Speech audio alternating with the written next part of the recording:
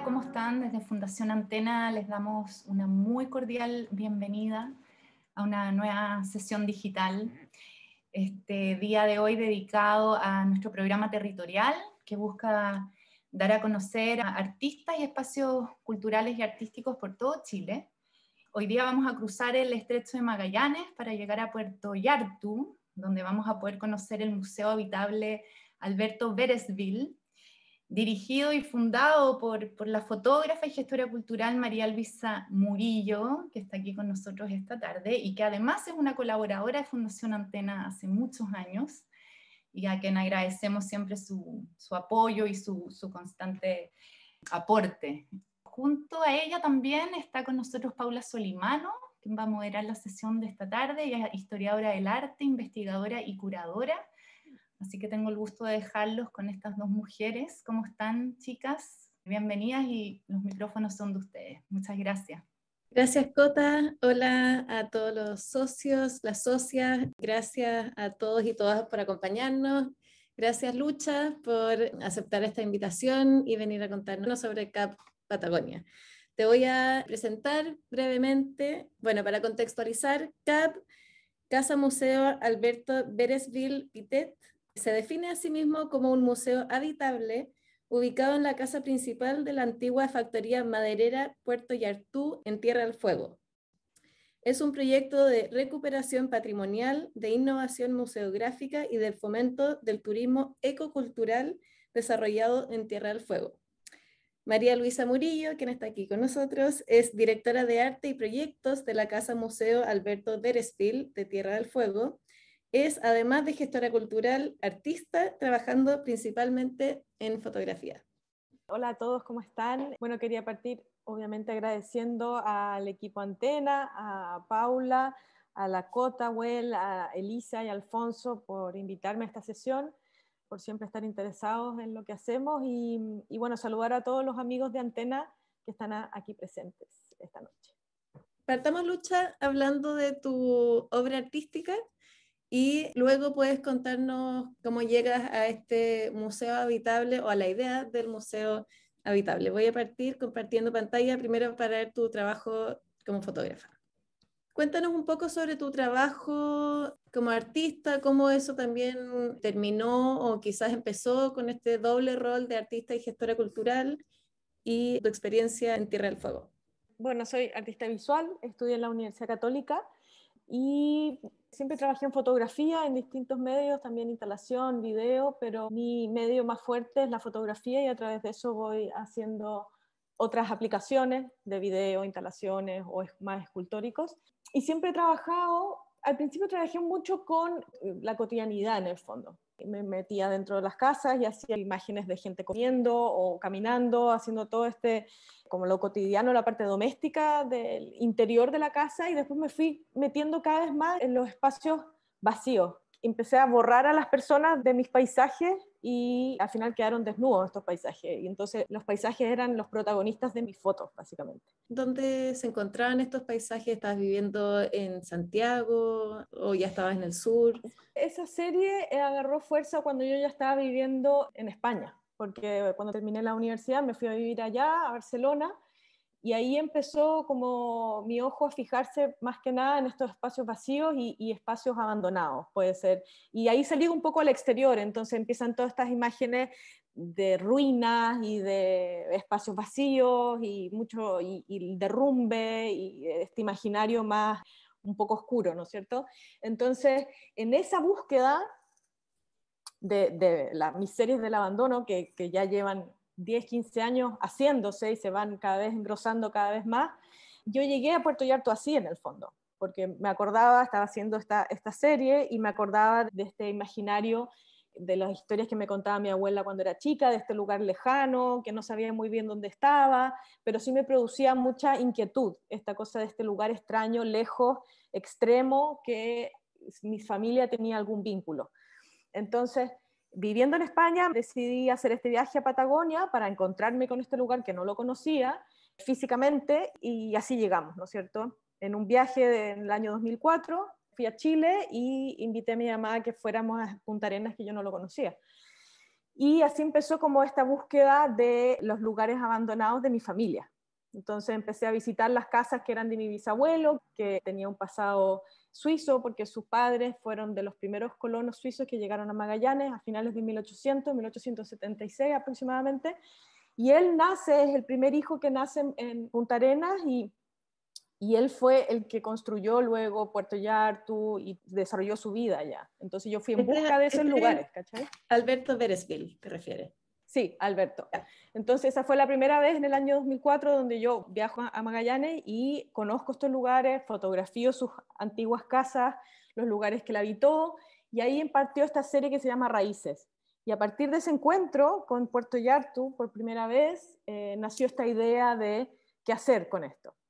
Porque finalmente nos encontramos con un pueblo abandonado, porque esto era una factoría maderera que funcionó entre 1906 y 1950 aproximadamente, y que después pasó a manos de otros dueños en el fondo. Mi abuelo no lo vendió, ya no es parte del patrimonio familiar en el fondo, y después se abandonó. Entonces nosotros fuimos a este lugar, hicimos la foto, y ahí partió esta idea de qué hacer con esto, porque si bien era un patrimonio familiar, en lo personal, ¿qué valor tenía? Esa fue la pregunta en el fondo, ¿qué valor tenía esto para el resto? En lo social, en el contexto grupal, ¿qué valor tenía? Entonces, así partió esto, como, ¿qué hacemos con esto? ¿Cómo lo cuidamos? ¿Cómo lo ponemos en valor también? ¿Cómo se transforma esa idea de un espacio en un estado de ruinas, podría decir, en un museo habitable? ¿Cómo toma esa forma? ¿Había una idea de una institución sin fines de lucro? O sea, partió por un museo, partió por una casa, porque espacio como medio híbrido. Primero nació la idea de cómo restaurar, o sea, porque este pueblo abandonado estaba a punto de caer, ¿no es cierto? Entonces sentimos cierta urgencia, en el fondo. Había aguantado 100 años en pie, pero ya estaba absolutamente así, a punto de caer.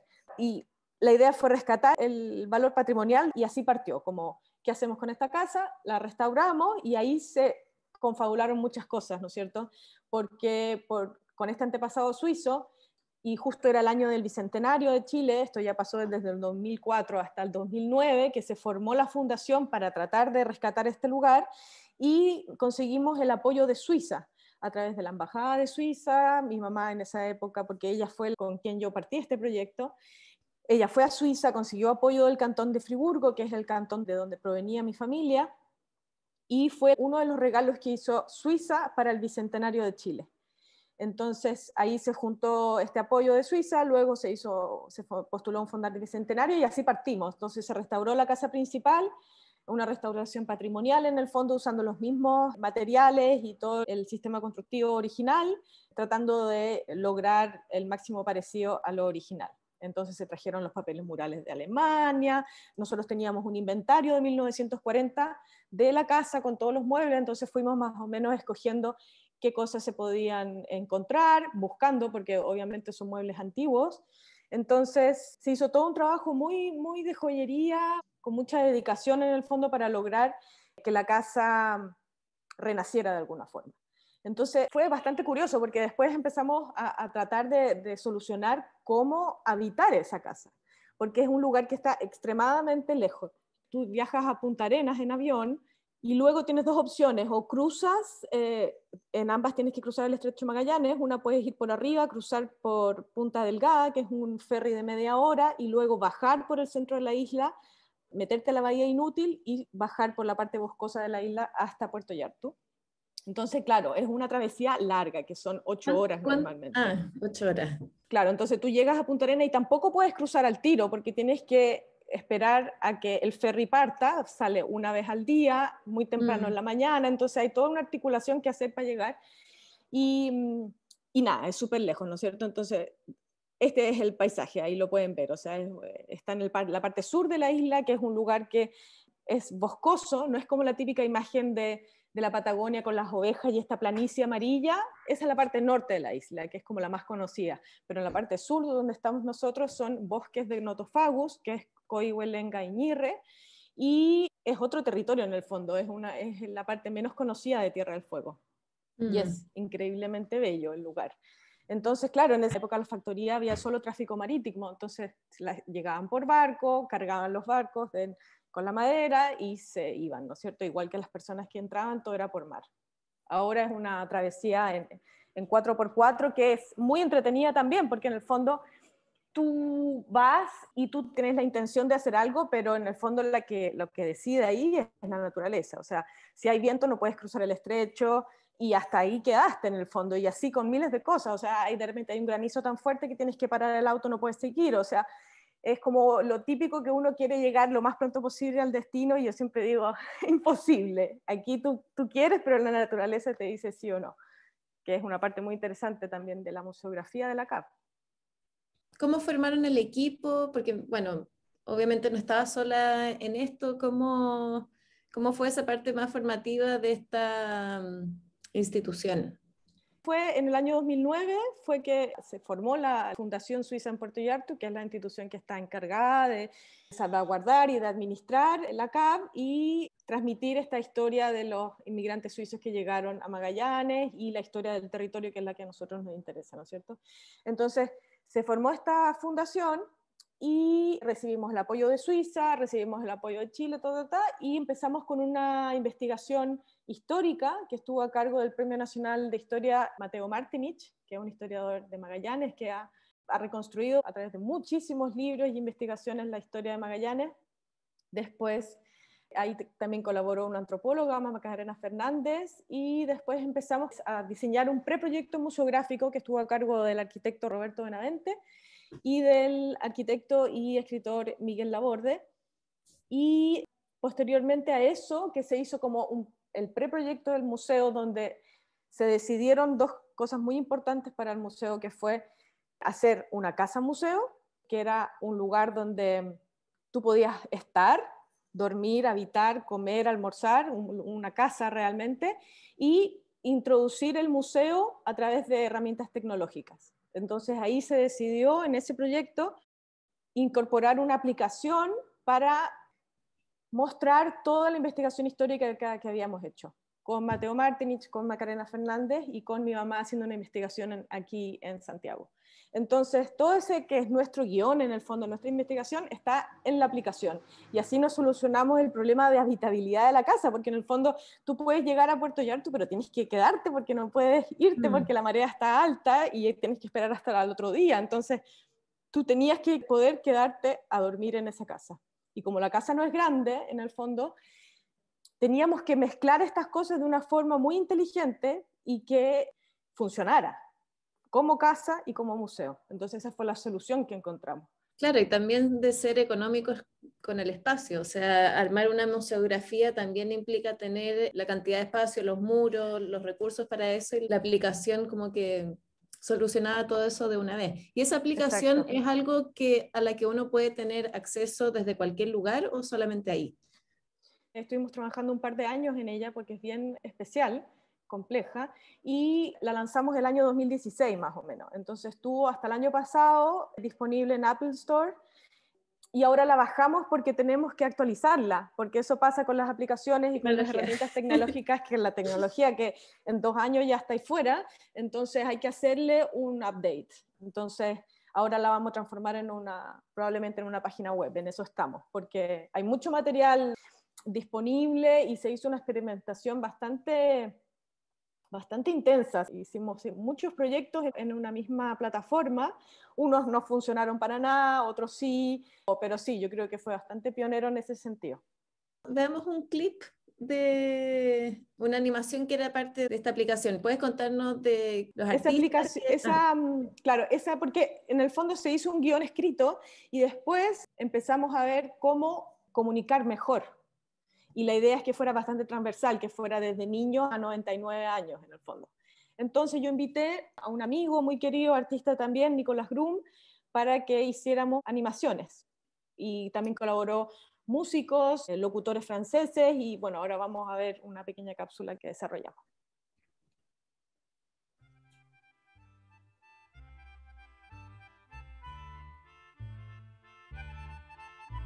Entre los años 1871 y 1891, llegamos un total de 148 suizos a la Patagonia. Yo, Joseph Berisville-Yutzet, fui uno de los suizos que llegamos a Punta Arenas en marzo de 1877 desde Friburgo, como la mayoría. Como la población local civil era de apenas 700, porque el resto eran soldados y relegados del penal, nuestro dialecto, el patois, se oía en todas las calles de Punta Arenas. Armé una cadena productiva de explotación forestal, cría de ganado en los baldíos y corte industrial de madera. También fabriqué ladrillos, abrí una tienda de comestibles, comercié en carne, puse un salón de billar y construí una casa grande y sólida en una esquina frente a la plaza de armas que todavía está en pie.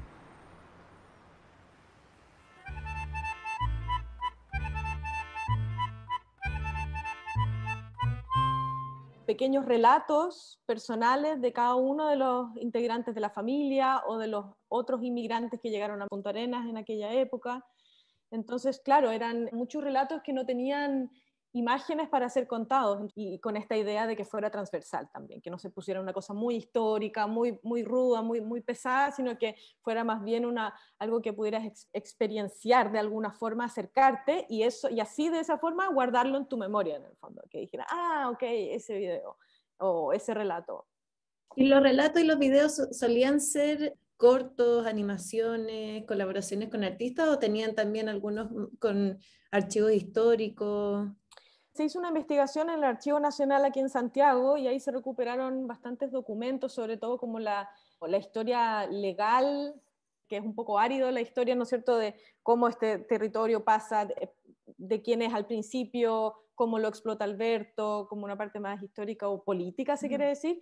Y ahí teníamos una documentación, después se revisaron todos los periódicos de la época para ver qué información salía, qué se podía recopilar, y bueno, de ahí se sacaron, por ejemplo, todos los registros de quién viajaba, porque se ponía en el diario Juanito Pérez viaja a Puerto Yartu a tal fecha, después sale, entonces teníamos cierta información, se recuperó esa información, después está todo, como te comentaba, este relato de los inmigrantes que llegaron, después una pequeña colección de fotos que teníamos de Puerto Yartu de 1930, entonces a partir de eso también hicimos una animación 3D de las imágenes. Entonces teníamos la imagen blanco y negro de 1920 en papel, un positivo papel, y eso se pasó a 3 dimensiones y se hizo una animación como recorriendo, tratando de meterte en la imagen, que era como lo que yo quería en el fondo, tratar de alguna forma, aunque tú estuvieras lejos en cualquier otro país del mundo o en Chile, en cualquier parte de Chile,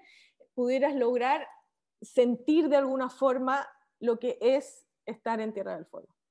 Entonces, nuestra intención era lograr llegar a la emocionalidad de la experiencia, porque sentíamos que sin duda esa era la parte que tú ibas a recordar después, porque en un museo histórico puedes leer un montón, tratar de hacerte tu línea de tiempo y no te queda nada al final, sino que son ciertas cosas que detonan esa emoción que hace que tú después lo recuerdes en el tiempo. Claro, y hace mucho sentido también con esta propuesta de que es una casa museo, no es ni 100% casa ni tampoco 100% museo, y la casa le da esa dimensión más emocional o afectiva a algo más muerto o como demasiado institucional que o podría más ser académico, un museo. claro, totalmente, ese era nuestro ideal, y sí, porque allá es un territorio tan extremo, tan solitario también, que la CAP se transforma en un refugio, y eso es súper interesante también, porque las instituciones culturales son eso también, son un refugio no solo de los artistas, son un refugio de las personas que necesitan visualidad en sus vidas, que es una forma de reflexionar, una forma de hablar de otras cosas, salir de la cotidianidad. Un sentido de pertenencia también. Totalmente, entonces por ahí íbamos, como que era rescatar esa emoción o ese relato para no transformarse en un museo muerto, como una casa museo quizás de las antiguas que uno recuerda, donde tú tratas de levantar un florero y está pegado, o ese tipo de cosas. Nosotros sabíamos lo que no queríamos en el fondo, y tuvimos que construir algo nuevo que a veces funcionaba, a veces no, pero ahora por lo menos ya está todo ahí montado con la exposición permanente que se puede visitar. Y luego la aplicación, entonces tú puedes ir y ver claro, nos fuimos en una idea que a mí me encanta también, que es como de capas. Entonces tú vas a la CAF y puedes ni siquiera darte cuenta que hay una exposición de fotos, o todo lo contrario, ir en lo profundo y mirar la foto, después mirar la aplicación y leerte la aplicación y ver los videos y ir cada vez más en profundidad, pero libre, no está obligado a verlo. Entonces, el que se interesa lo lee, el que no, no. Y eso genera como una diversidad también de experiencias que es súper interesante, porque va a haber uno que va a decir, sí, a mí me gustaron las caminatas, el otro va a decir, yo me quedé leyendo en la casa, o el otro no hice nada y lo único que hice fue mirar el mar, también en el fondo, como esa libertad para poder experimentar el territorio a nosotros nos interesaba también.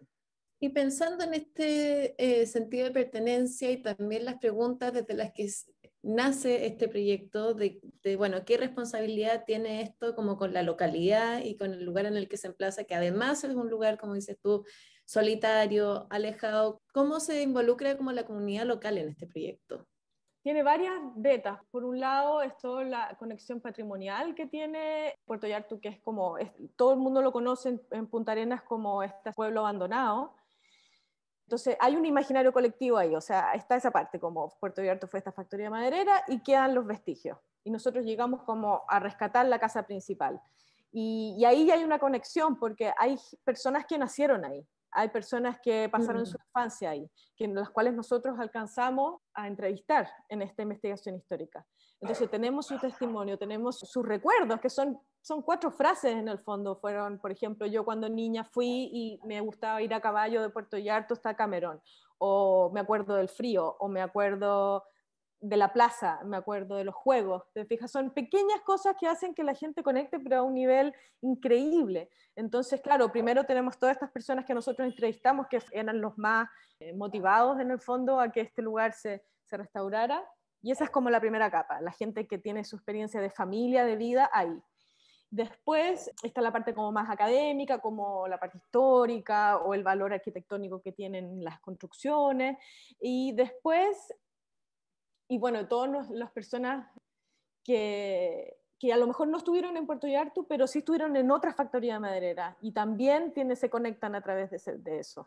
Después, por otro lado, está esta cosa que te contaba yo del refugio, que la gente que pasa por ahí para en la CAP siempre, y nosotros también funcionamos como rescate de autos en el río, porque la gente se queda en el río y ¿dónde va? Al museo a pedir ayuda. Entonces también tenemos este emprendimiento de rescate, pero que también es parte de eso. Todo el mundo está acostumbrado a eso. O sea, casi que la gente sabe que su rol en un lugar aislado es también ayudar al otro en las circunstancias difíciles.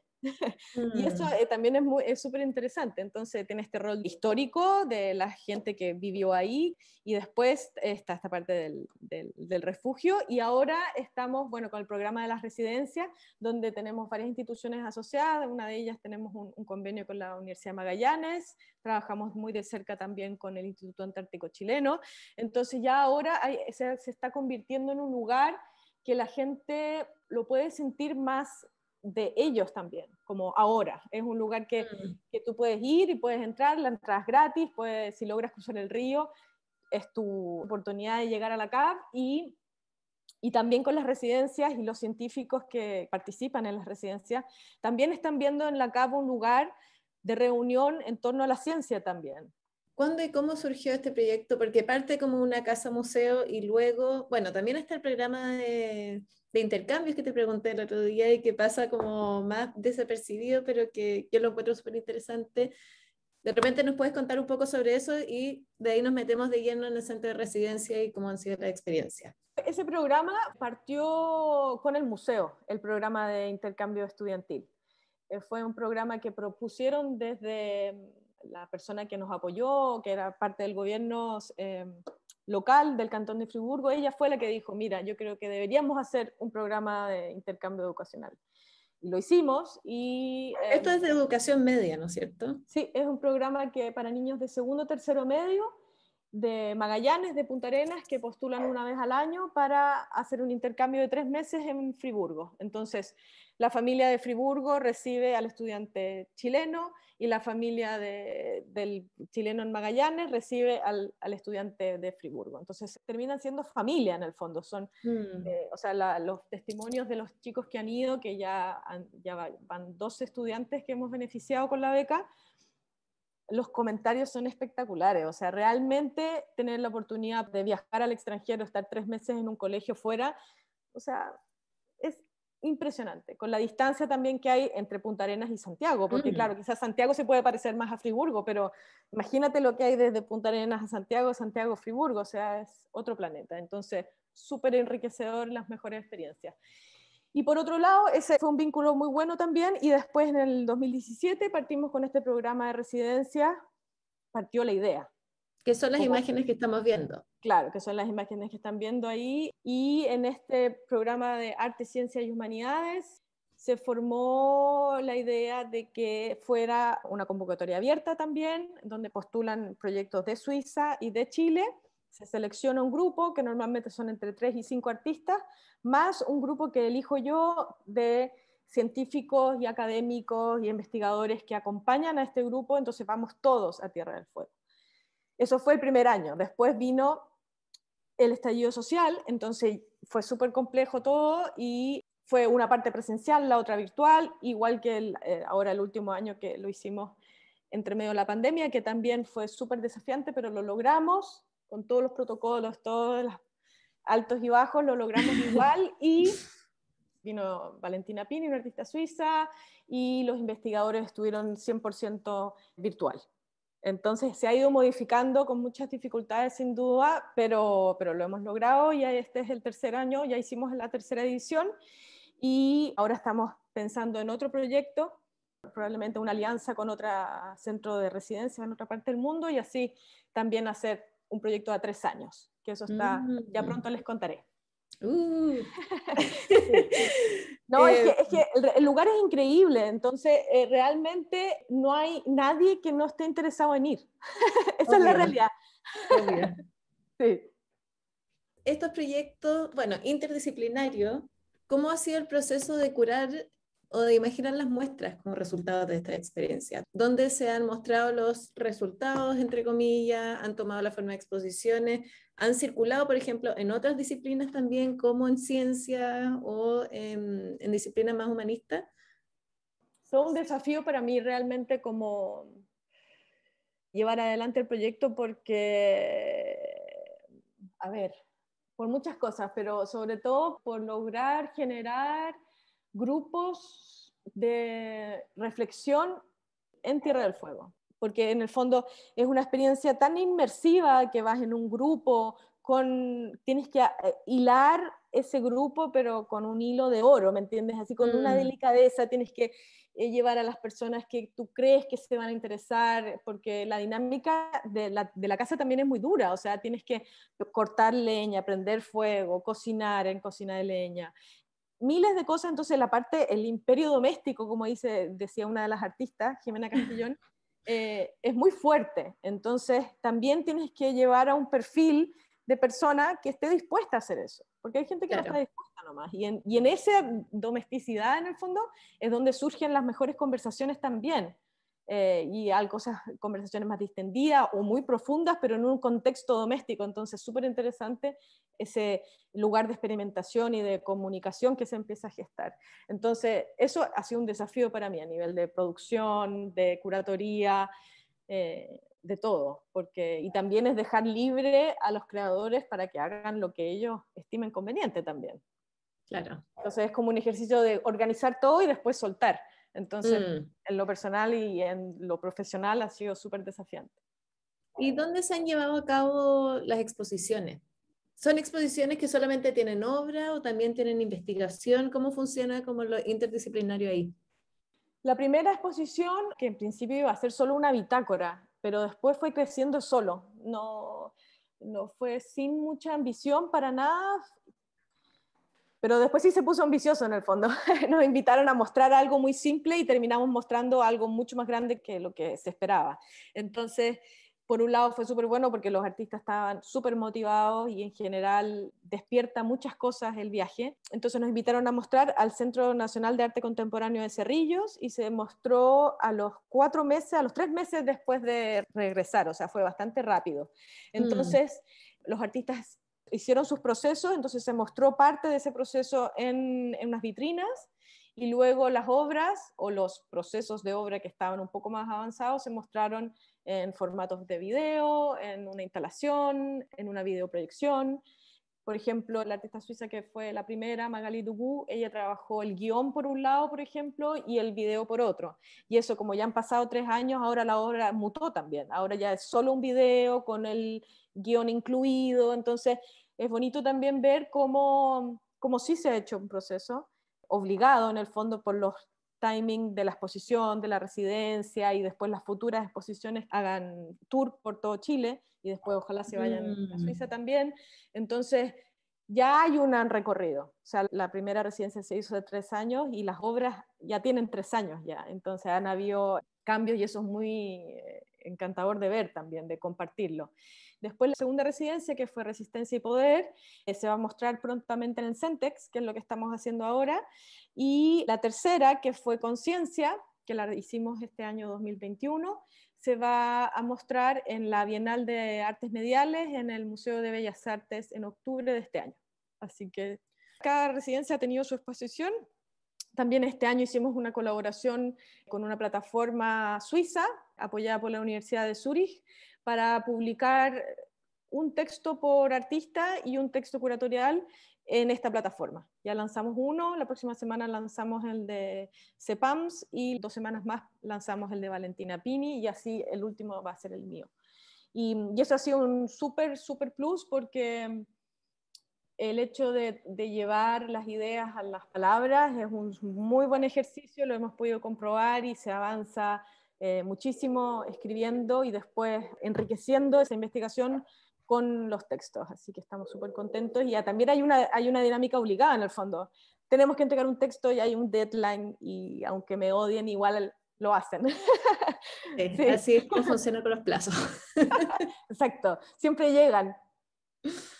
Una pregunta para ir cerrando, ¿cómo ha afectado esto, volviendo como al inicio de nuestra conversación, cómo ha afectado esta experiencia súper fascinante de armar esta institución y este centro de residencia y esta iniciativa transdisciplinaria, uno podría decir, en tu práctica como artista? La verdad es que ha sido súper bueno. La verdad es que por un lado tengo mucho menos tiempo para dedicarle a mi obra. Me imagino. Es como la problemática de siempre, pero me ha servido un montón porque en el fondo también son temas que a mí me interesan, desde mi arte. O sea, por ejemplo, haber llegado a la investigación de tiempo profundo, de resistencia y poder y de conciencia, son palabras que a mí como artista me interesan. Entonces yo invito a otros artistas para pensar lo mismo que pienso yo y es súper interesante ver que jamás vamos a pensar lo mismo y jamás vamos a hacer obras parecidas también. Entonces es súper interesante que gracias a los demás también te ayudan a pensar a ti sobre tu obra. Entonces es un ciclo muy virtuoso, muy engrandecedor para todos, yo creo, porque yo propuse en estas 3 residencias temas que son bastante, que no me atañen a mí solamente, son temas que son para la humanidad, ¿no es cierto? Entonces, claro. Es muy amplio el arco por donde se puede entrar. Y para mí ha sido enriquecedor, o sea, ellos me ayudan a pensar a mí. Ahora tengo mi libro de tareas lleno y no lo he podido terminar, pero ya habrá una investigación más profunda probablemente acompañada de un máster o un doctorado que lo tengo pendiente. Claro, ahí las prioridades van mutando a medida que pasa el tiempo también. Sí. Me gustaría cerrar con una cita de el texto que escribiste para, creo que la primera exposición en la CAP, y dice... Bueno, estás hablando de los investigadores y los artistas que además son investigadores, obviamente, y dices, y aquí cito, si hay algo en común entre los investigadores en los campos de las ciencias y las artes, es la capacidad de observar y hacer preguntas que colaboran en la apertura de caminos de transformación social. ¿Qué ve el otro? ¿Cómo podríamos leer el paisaje? ¿Cómo quiere ser representado el paisaje? ¿Qué tipo de huella dejaremos en la capa terrestre? ¿Podemos caminar hacia el pasado? ¿Cuáles son los límites de la circulación en la isla? Estas son algunas de las preguntas que surgieron en esta residencia y en esta exposición exponemos parte de los procesos creativos de los artistas involucrados y respondemos creativa y visualmente a las cruces y las luces que compartimos ahí. Y aquí voy a agregar otra cita que tú además citas. Y esto es de James Hutton de 1788. El resultado, por lo tanto, de nuestra investigación actual es que no encontramos ningún rastro de un comienzo, no hay perspectivas de un final. Para mí esa cita es fundamental, entendiendo que también, o sea, esa cita se hizo, o sea, ese libro, ese texto se escribió en 1700, a finales del 1700, entonces básicamente las investigaciones históricas, o sea, las investigaciones visuales, perdón, de corte artístico, lo que tú puedes recoger o como hacer a modo de conclusión, a veces son cosas tan amplias como la que dice Hutton, ¿no es cierto? Solo sabemos que que no sabemos nada, en el fondo. Y ese para un artista es la libertad absoluta también, entonces es muy agradable que te digan eso, o sea, sentir eso, porque a veces como con la ciencia podría uno sentirse como presionado o solamente de hacer estas preguntas inteligentes, pero no es así en el fondo, eso es justo lo contrario. En la ciencia lo más valorado es la creatividad. Y en el arte también, en el fondo. Entonces ahí se juntan absolutamente, entonces se sacan todas esas caretas de investigadores inteligentes, sino que en el fondo lo que se quiere hacer es hacer cosas nuevas. Y eso con los artistas, por eso se llevan tan bien. No todos, evidentemente, pero en general Obvio. hay muy buena dinámica. Sí, me imagino. Sí, totalmente. Quiero agradecer a todos y todas quienes nos acompañaron. Gracias a ti, Lucha, por este viaje que nos hiciste por Tierra del Fuego y nos vemos para la próxima sesión. Muchas gracias a todos por escuchar y por el interés. Así que saludos a todos.